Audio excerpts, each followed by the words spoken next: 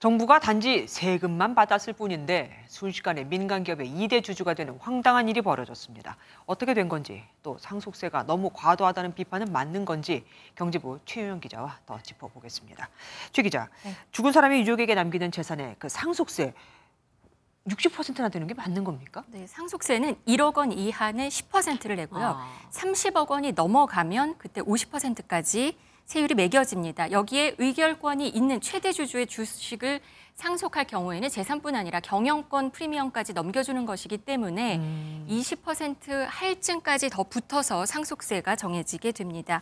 앞서 리포트에서 보신 것처럼 이 고 김정주 창업자 가족은 김 창업자 명의의 NXC 지분 67%에 달하는 196만 주를 상속받았고 주식으로 상속세를 낸다고 했기 때문에 세율, 최고 세율 60%까지 이렇게 적용이 된 겁니다. 상속세율 60%, 이건 OECD 국가 중 최고 수준 아닙니까? 네, OECD 국가들 상속세 최고 세율 그래프 한번 보시겠습니다. 네.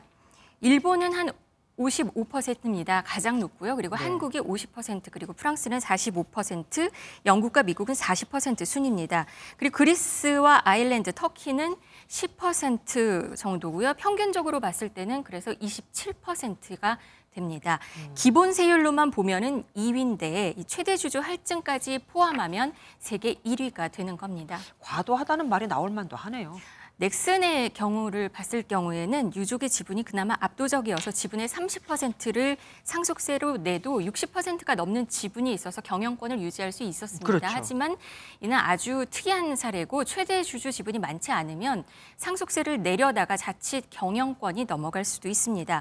많은 중견기업과 중소기업 오너들이 가업 승계에 있어서 골머리를 앓는 게 바로 이 과도한 상속세 때문이다라는 이야기가 나오는 겁니다. 삼성 이재용 회장도 이 상속세 때문에 상당히 애를 먹었던 기억이 납니다. 네, 고 이건희 회장으로부터 자산을 상속받은 이재용 삼성 회장 일가가 내야 되는 상속세는 12조 원에 달합니다.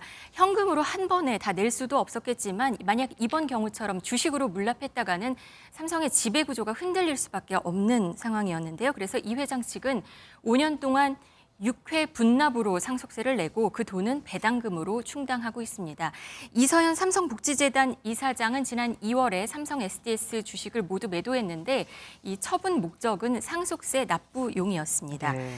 이 밖에 대표적인 우리나라 손톱깎이 세계 기업 3세븐이 있었는데요. 네. 이 창업자의 사망으로 상속세를 내지 못해서 주인이 바뀌었고요. 유니더스, 락앤락 같은 회사들도 상속세를 내려고 지분을 팔았습니다. 그런 일이 있었군요. 그런데 개인들도 상속세 부담이 좀 늘지 않았나요? 부동산 값이 많이 올랐잖아요. 네, 2021년 기준으로 봤더니요. 상속세를 내는 대상자는 12,000명 정도입니다. 생각보다는 많지 않네요. 네, 사실 보통 사람들은 상속세와는 좀 거리가 좀 멀고 대상자들도 요즘 상속보다는 살아생전 증여를 또 많이 하기 미리. 때문에 미리미리 네. 조금씩 하기 때문에 실제 대상자는 그렇게 많지는 않습니다.